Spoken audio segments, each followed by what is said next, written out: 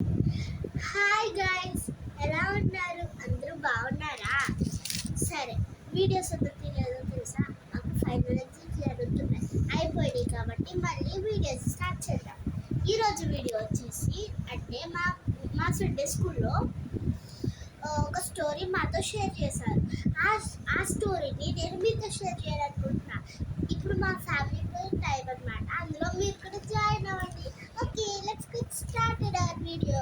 Okay, అంటే నేను ఇప్పుడు discuss చేయబోతున్నది Ruth.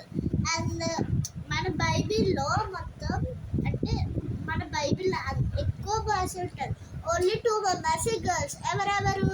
Ruth, Esther. Okay, మనం రూత్ గురించి చూద్దాం. రూతు అంటే సారీ నయోమి అనేసి ఒక ఆవిడ ఉండేదన్నమాట. ఆవిడ భర్త పేరేమో ఏంటి?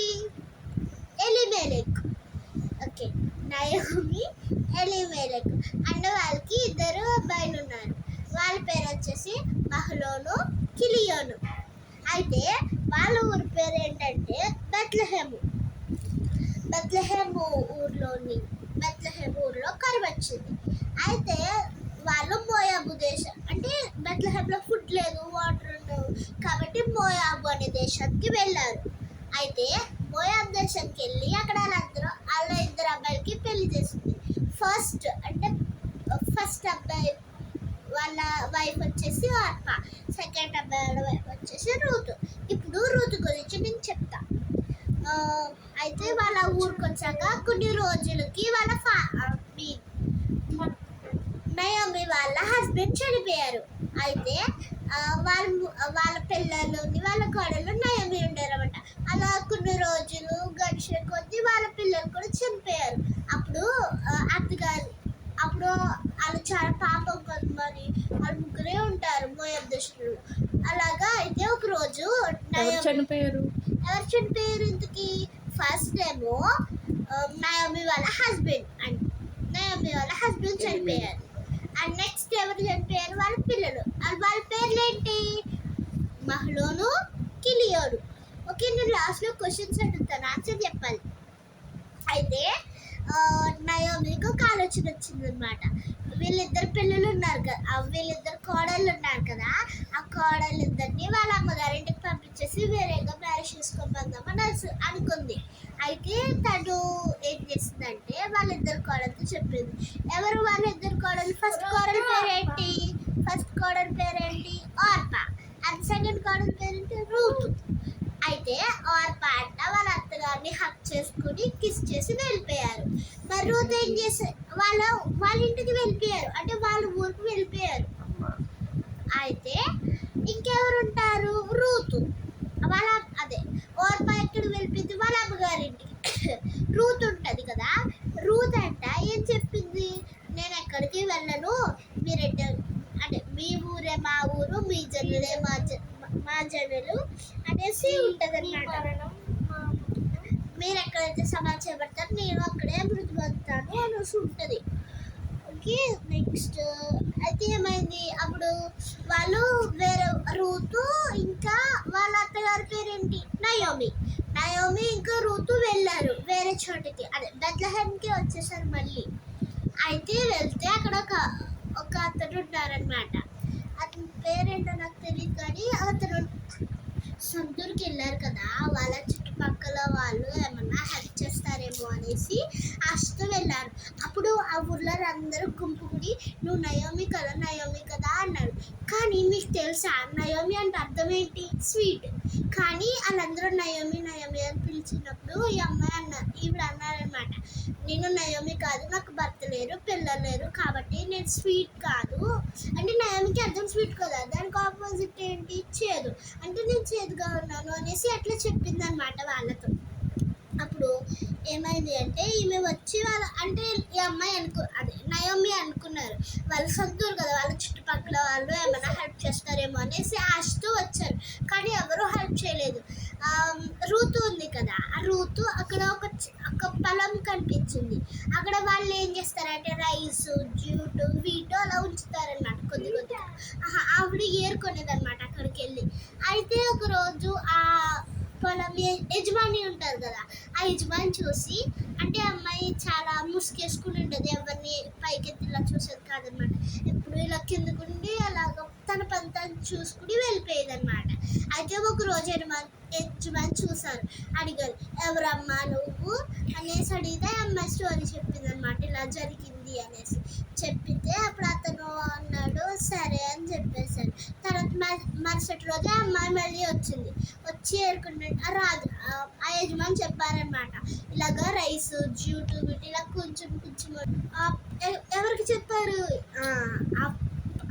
వాళ్ళు పనిచేసే వాళ్ళు ఉంటారు కదా, వాళ్ళకి చెప్పారనమాట.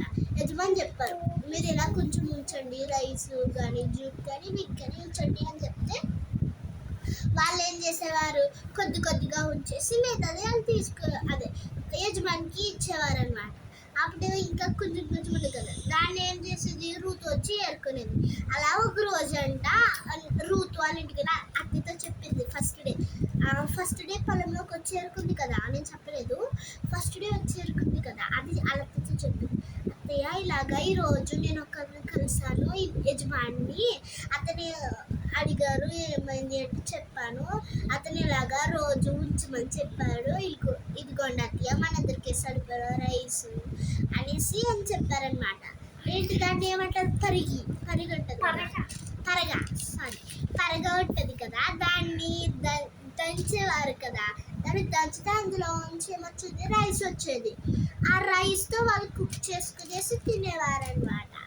సో అయితే అలాగ గడిచిపోయింది కొన్ని రోజు. తర్వాత అతను పిలిచి మీ దూర బంధువులు పిలుస్తాను, అతను అడిగారు అనమాట, వీళ్ళు అడిగారు మ్యారేజ్ చేసుకుంటావా అనేసి నయోమి అడిగింది అతన్ని. అతను అన్నాడు మీ దూర బంధువులు పిలుస్తాను, అతను వచ్చి ఓకే అంటే అది చెప్పారు. అప్పుడు అతను వచ్చాడనమాట, వస్తే అడిగారు, మరి వీళ్ళ పూర్ కదా, వీళ్ళ కప్పులు ఉంటాయి, అయితే అతను మ్యారేజ్ చేసుకుంటావా అనేసి అడిగాడు. అప్పుడు ఇతనేమో నేను చేసుకోను, ఒకవేళ నేను చేసుకున్నా నా పొలం అంతా పోతుంది, అమ్మాయికి బోడప్పులు ఉన్నాయి కదా అనేసి చేసుకోను అన్నాడు. అప్పుడు ఏం చేశాడు, యజమాని పేరు ఏంటికి, మోయాజు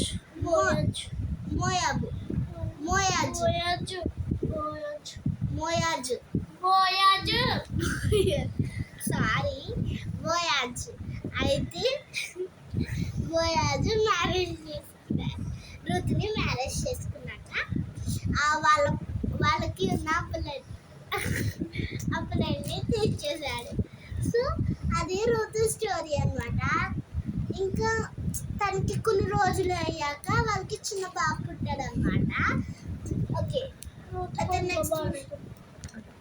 ఎందుకు ఇదంతా జరిగింది, ఎందుకంటే రూతు మంచితనాన్ని తన నడవడికను బట్టి ఎలా జరిగింది. ఏం జరిగింది, బోయాజు తనని మ్యారేజ్ చేసుకున్నారు, తనకు మంచి లైఫ్ ఇచ్చారు.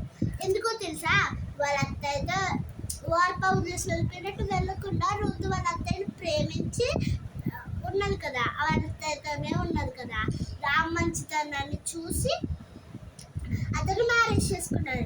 ఇంకో విషయం తెలుసా, ఆ మ్యారేజ్ అయిన కొన్ని రోజులకి చిన్న బాబు పుట్టాడు.